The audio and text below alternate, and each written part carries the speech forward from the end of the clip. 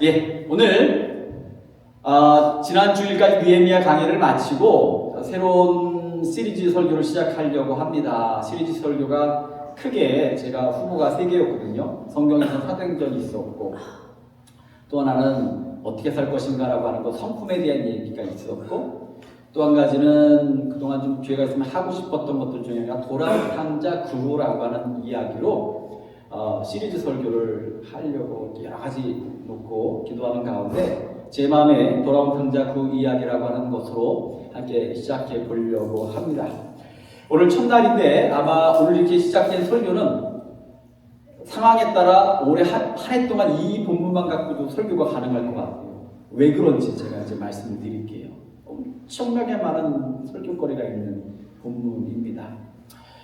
오늘 돌아온 탕자 그 첫 번째 날 함께 말씀을 나누도록 합니다. 지난주 중 새벽기도 시간에 저희가 예언서를 하고 있는데 주중에 나훔서를 읽었습니다. 이 나훔서를 제가 읽으면서 강해 설교를 하면서 좀 음식의 비유를 했는데 제가 비유했던 음식은 중국 식당에서 파는 울면에 좀 비유를 드렸어요. 한국 사람들은 한국 중국 식당에 가면 제일 먼저 시키는 게 가장 흔한 게 뭡니까? 뭐죠? 짜장면. 예, 오늘 같은 날은 힘든 날이니까 같이 대답을 잘 해주시면 감사하겠습니다. 뭘 많이 시키죠? 짜장면. 짜장면파, 짬뽕파, 볶음밥. 보통 거기서 이제 조금 더 나가면 이제 탕수육 그 정도 되는 거죠. 저는 이제 잡탕밥을 좋아하는 편인데 그래도 가면 짜장 짬뽕이죠. 그런데 여러분들 보통 가면 짜장 짬뽕인데 울면을 시켜서 드셔보신 분 계신가요? 권사님 어떠셨어요? 맛있어요. 맛있죠? 근데 또 자주 시키게 되나요? 그건 아니야. 그게 참 애매한 게 저도 궁금해서 울면이 뭔지를 몰라서 한번 시켜봤어요. 그랬더니 뭐 허연 국물에 뭐가 나오더라고요. 근데 생각보다 괜찮아요. 해물 육수에 전분가루 처리해갖고 그래서 잘 먹었습니다. 생각보다 맛있네? 근데 다음에 가서 또 시키지는 않아. 그런 것처럼 이게 울면은 인기가 없는 메뉴임에도 불구하고 중국집에 가면 짜장 짬뽕하고 한 5번째, 6번쯤에 항상 울면이 있어요. 그래서 별로 시키는 사람이 없는데 간혹 시키죠. 이 나훔서가 그런 것 같아요.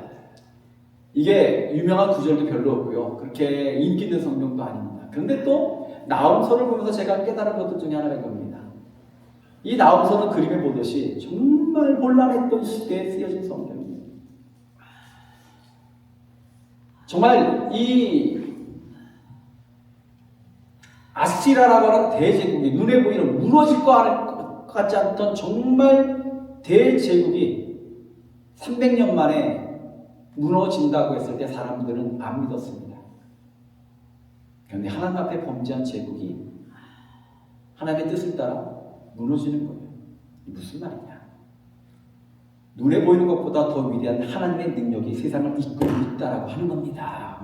하나님의 그 능력은 변함이 없어요. 약속은 변함이 없다는 거예요. 인생의 오기 힘든 시기, 어떤 고난의 시기에 변함없으신 하나님이 내 믿음의 중심이라면 이거 엄청난 위로가 되더라는 거죠. 그래서 참 이 나훔은 울면 같지만 그 줄은 메시지가 분명합니다. 나훔서를 마치고 저희가 하박국서를 시작했습니다.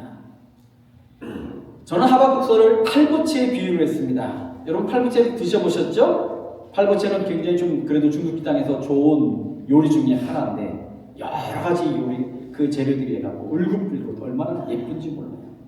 맛도 좋고요. 저는 이 하박국을 읽으면서 하박국은 정말 암울한 시대에 쓰여졌던 성경입니다. 바벨론의 공격 속에서 왕들이 죽어나가고 백성들이 포로로 끌려가던 그 암울한 시기였지만 하박국은 이 암울한 시기에 소위 성경에서도 명품 구절, 요즘 명품이라는 단어가 워낙 유명하니까 사람들의 마음에 쏙 박히는 그런 성경의 구절들을 많이 드러냈습니다. 그런 것 중에 대표적인 것이 바로 하박국서 2장에 나오는 의는 그의 믿음으로 말미암아 살리라. 기억하실 겁니다. 또한 3장 17절로 18절에 보니까 여러분 너무나 잘 아시는 구절이죠. 무화과 나무가 무성하지 못하며 포도나무에 열매가 없으며 감람나무에 소출이 없으며 밭에 먹을 것이 없으며 우리의 양이 없으며 외양간에 소가 없을지라도 나는 여호와로 말미암아 즐거워하며 나의 구원의 하나님을 인하여 말미암아 기뻐하리로다. 아멘. 이 명품 구절은요, 후세 오늘날 우리를 사랑하는 사람들에게 입술에 그 영혼의 대뇌에다가 그것에 감명을 받은 분들이 찬양을 만들었어요. 그림을 보시면 그 의는 그의 믿음으로 말미암아 이 찬양은 오늘날 세상 흔들리고 오직 믿음으로 하는 곡에 바로 기초를 제공했죠. 또 하나 3장 17절로 18절의 말씀, 무화과나무 잎이 마르고 포도나무 열매가 없으며, 이 찬양은 제 기억하기로 30년은 된 것 같아요. 제가 어릴 때부터 불렀던 찬양이니까 정말 신나게 불렀던 찬양입니다. 근데 이 찬양의 배경을 보면 그렇게 암울한 시대에 어쩜 이렇게 멋진 시가, 멋진 고백의 선포가 등장했던지. 하박국의 믿음은요, 믿음의 후예들이 기억하는 말씀이 되었고 찬양의 가사가 되어서 오늘날 누군가에게 믿음을, 오늘 누군가에게는 위로를, 용기를 주고 있는 그런 명품 성경이 됐습니다. 그래서 제가 이 아름다운 멋진 구절들이 있는 하박국을 탈고 채워갔다 말씀드렸어요. 이 같은 흐름 속에서 저는 돌아온 탕자의 이야기도 한번 어울리는 음식으로 비유를 해보자 한번 찾아봤습니다. 한번 여러분 생각해 보세요. 돌아온 탕자의 이야기는 제가 설명드리지 않겠습니다. 내용을 다 아실 테니까. 이 돌아온 탕자의 이야기는 음식에 비유한다면, 특별히 한식에 비유한다면 어떤 음식에 해당이 될까요? 한번 떠올려 보세요. 뭐 같습니까? 하도 울거먹어서 사골국 같은가요? 목사님들이 1년에 한 번 이상 꼭 하는 게 이 본문이잖아요. 근데 사골국은 아니고요. 한번 떠오르는 음식이 뭐가 있나요? 팔보채 비슷한 한식이 뭐가 있죠? 모양새가? 잡채? 잡채도 충분히 가능성이 있는데, 저는 생각하기를 이 돌아온 탕자의 이야기를 한국의 음식에 비유한다면 사진을 보시면 그림이 하나 나옵니다. 예, 그 다음 거죠?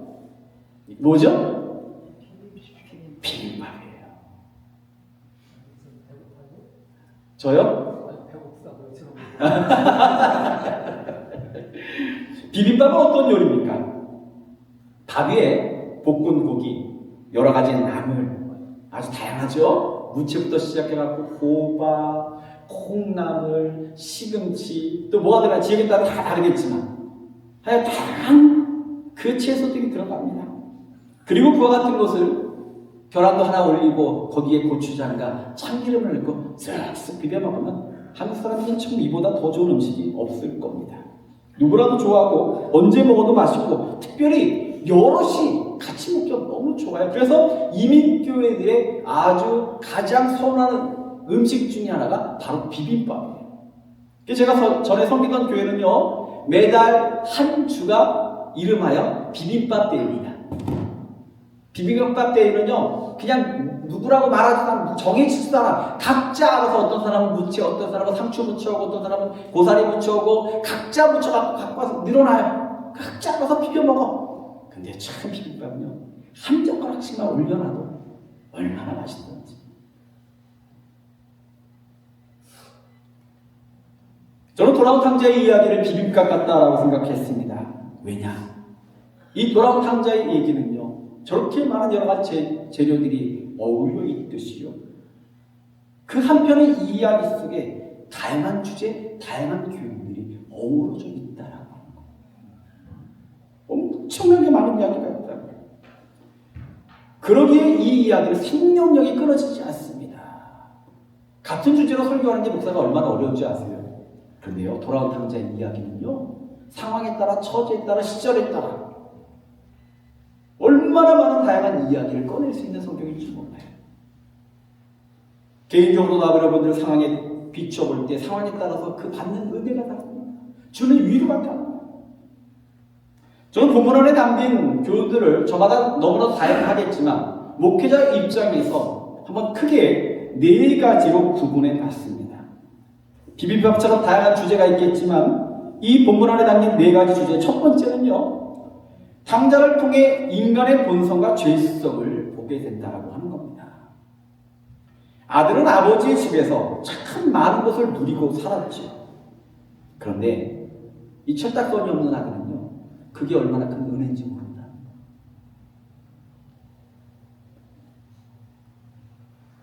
모든 게 너무 당연했어요. 너무 당연하다 보니까 그 속에 감사가 있기보다는 짜증이 났습니다. 내가 왜 아버지 앞에서 이렇게 힘들게 살아야 돼? 처리한더니 아버지와 화삭하건 부딪혔겠지요. 고맙다고 말하기보다는 짜증을 내고 원망을 하고 불평을 했을 겁니다. 그 철없는 철딱선이 없는 인간의 본성과 마음이 어떻게 됩니까? 유산을 요구하게 됩니다. 아버지 내 거 내놔. 그리고 유산을 받자마자 어떻게 합니까? 아버지를 떠나요. 더 큰 자유를 꿈꿉니다.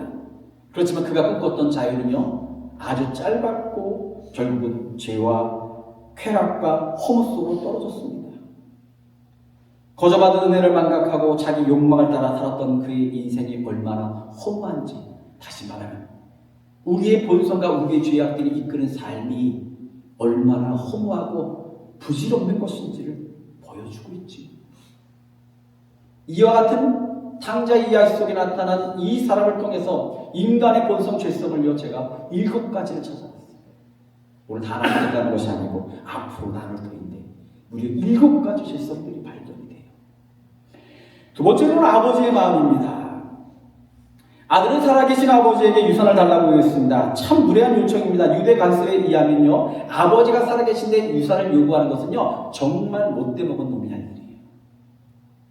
근데 당당하게 아버지에게 유산을 요구해. 그런데 아버지가 그것을 허락합니다. 이 성경을 읽다 보면 마치 그런 생각이 듭니다. 사무엘상하를 보면요, 왕이 없던 시절에 백성들이 왕을 요구합니다. 하나님이 사무엘을 통해 말하죠. 왕을 세우면 너희의 자녀들을 군대를 끌어가고 세금을 끌어갈 것이고 너희 부여로 끌어갈 것이고 너를 고통스럽게 할 것이라고. 그런데도 상관하지 않고 우리는 왕이 필요합니다. 그래? 그럼 내가 왕을 줄게.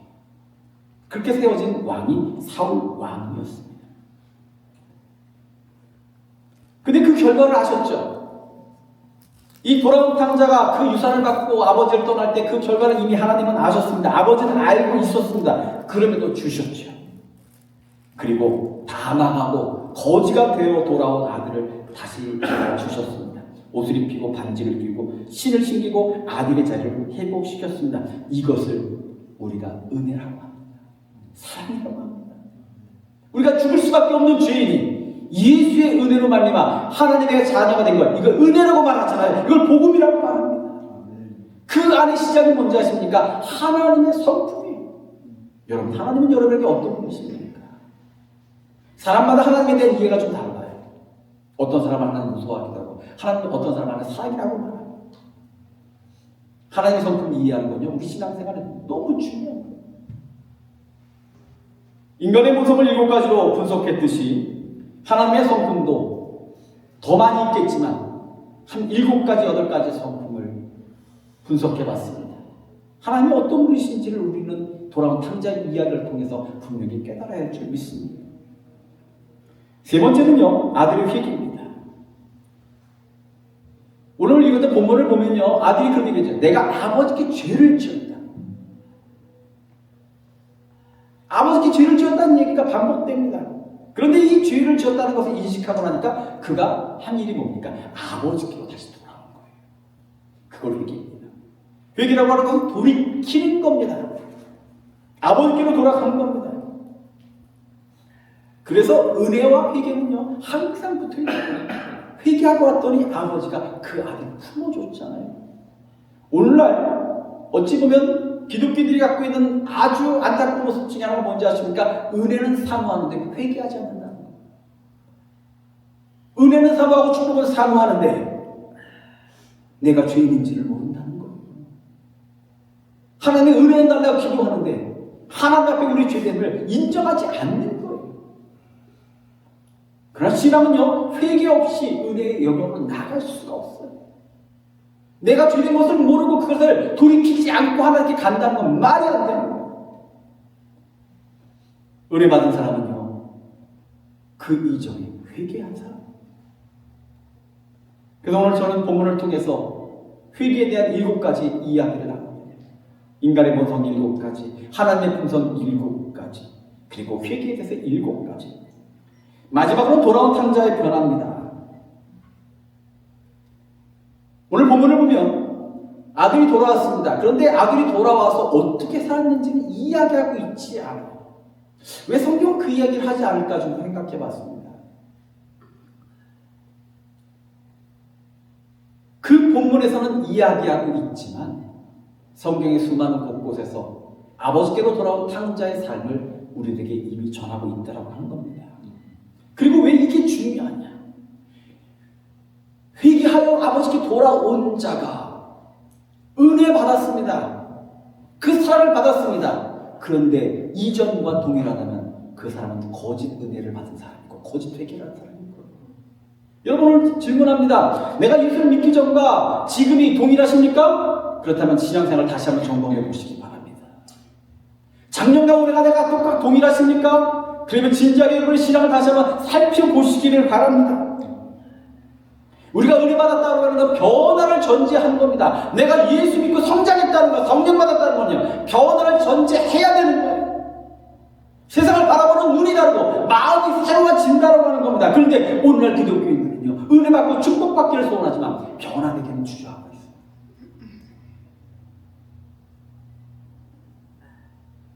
돌아온 탕자는 분명히 어떻게 했을까요? 성경은 기록하고 있지 않지만 성경의 많은 이야기들을 통해서 기록, 생각, 유추해 볼 때 그는요 분명히 새로운 삶을 살았을 겁니다.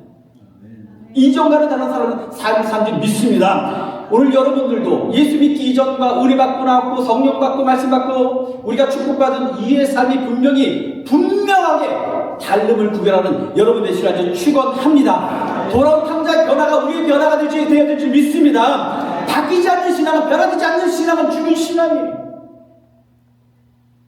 그럼 어떻게 변했을까요? 아버지를 대하는 마음이 달랐을 거예요. 이전에는 아버지를 여러분 짜증냈어요. 저도 아이를 키우면서 사춘기 때 보니까 큰 놈은요 뭐라고 하면요 건성하고 대답하고 도망가. 나중에 졸업하고 그러더라고요. 그때는 아버지 아빠랑 얼굴 보는 것도 싫었어.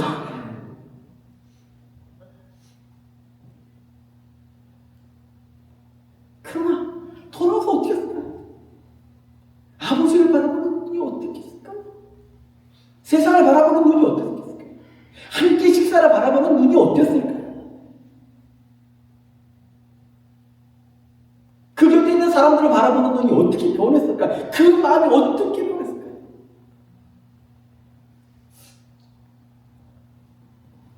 제가 사실 이 설교를 처음 한 건 아니고 조금 더 심화시켜가지고 조금 더 분석적으로 들어가서 많은 내용을 좀 담고 있습니다. 그 전에 이 사람의 변화가 어떻게 됐을까 한번 단어로 표현해봤습니다. 제가 어림잡아 찾아낸 것만 20가지가 넘고요. 성도들과 같이 설교하면서 같이 찾아냈더니 20몇 가지가 나오더라고요. 근데 이 20몇 가지가 나오지만 이 20몇 가지를 다 종합해서 분류를 해보니까 결국은 어디 집중하는 줄 아세요? 성령의 9가지 열매로 집중되더라는 거예요.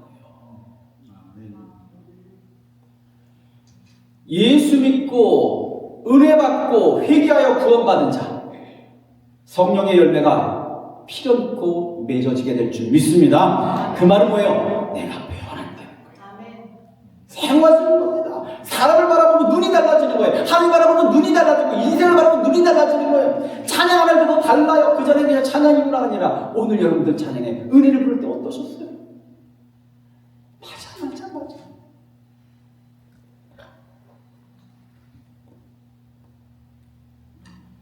비빔밥 같은 탕자의 비유 속에 담긴 4가지 다시 한번 봅니다. 첫째는 인간의 본성과 죄성이 드러납니다. 둘째는 아버지의 마음입니다.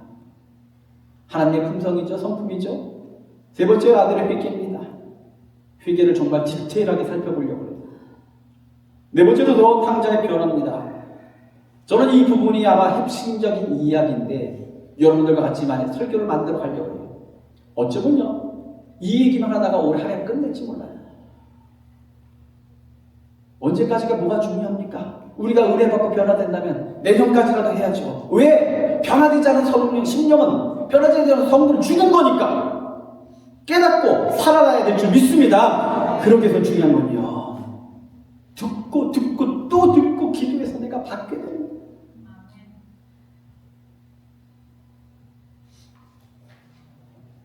제가 딱 3분만 더 할게요. 기침하시는 분들 계셔서 오래 하면 욕먹을 것 같아요. 3분만 더 할게요. 첫째로 오늘 인간의 죄성에 대해 얘기했습니다. 인간의 죄성 중에 첫 번째가 뭔지 아십니까? 제가 이렇게 적어봤습니다. 그 다음 구절을 보시면 제가 적은 구절 같이 읽어보겠습니다. 이렇게 읽겠습니다. 인간은 방심하는 순간 단연지수가 높아집니다.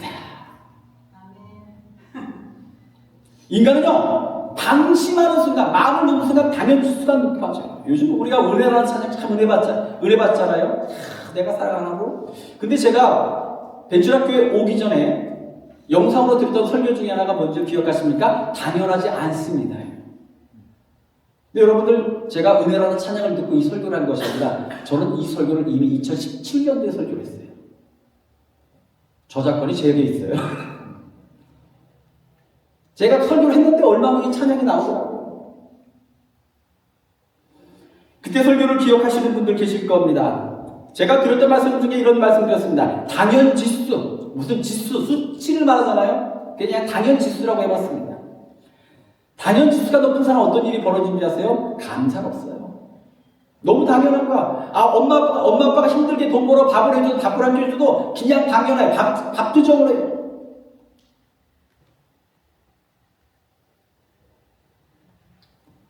저는 제가 남편으로서 아내에게 뭘 잘하는지 잘 모르겠습니다. 그러나 하나 잘하는 거 분명히 있어요. 반찬 투정이 없어요. 저는. 아침 했던 거 점심 저녁 그 다음날까지 해줘도 저는 아무 소리 안 해요. 맨날 하는 얘기가 그냥 챙겨주는 것만도 고마워. 근데 철이 없으면 뭐래? 고맙긴 거사하고 반찬이 왜 이 모양이야? 반찬 투정이 없어요. 그럼 어떤 일이 벌어집니까? 당연지수가 높은 사람, 감사가 없는 사람 특징이 뭐냐? 행복하지가 않아요. 만족이 없기 때문에. 더 좋은 거, 더 만족스러운 거, 더 기쁜 거, 더 행복한 거, 이런 사람의 특징은 절대 감사할 수가 없는 거예요. 탐자의 모습을 통해 드러난 인간의 가장 일차적인 모습이 뭡니까? 은혜를 은혜로 여기지 않았다는 거예요. 그냥 당연한 거예요. 아버지 집에서 아버지 돕고 사는데 그것이 고마운 줄 몰라요. 그래서 한다는 얘기가 뭡니까? 10절에 보니까 아버지의 재산 중에서 내게 돌아올 분깃을 내게 주소서. 아버지 산다는 것이 얼마나 큰 복인지 모르고 말도 안 되는 얘기죠. 좀 더 자세한 얘기는 다음 주에 하고요. 오늘 설교를 마치고 여러분들 도락탕자의 얘기를 통해 여러분들 변화에 대한 갈급함이 있길 간절히 축원합니다. 내가 왜 똑같은 것은 이렇게 감사하지 못하지? 내가 왜 기뻐하지 못하지? 내가 왜 행복하지 못하지? 다른 거 아니에요. 신앙적으로 성숙하지 못해서 그런가. 하나님 주시는 거 이 얼마나 좋은가. 드리는 예배단이 얼마나 좋은가. 함께 있는 성도가 얼마나 좋은가. 함께 나누는 식사가 얼마나 좋은가. 이렇게 감기가 많았는데 내가 아픈데도 불구하고 나와 예배 드릴 수 있는 거. 기름값이 그렇게 비싸 난리가 났는데 그래도 차 끌고 올 수 있는 거. 보는 눈, 생각하는 것, 마음 하나하나가 영적으로 새로워져서 정말 주님이 원하시는 하나님의 성품을 따라 변화되고 새로워져. 정말 이 말씀을 나누는 시간마다 우리가 영적으로 새로워지는 귀한 시간 되기를 간절히 축원합니다.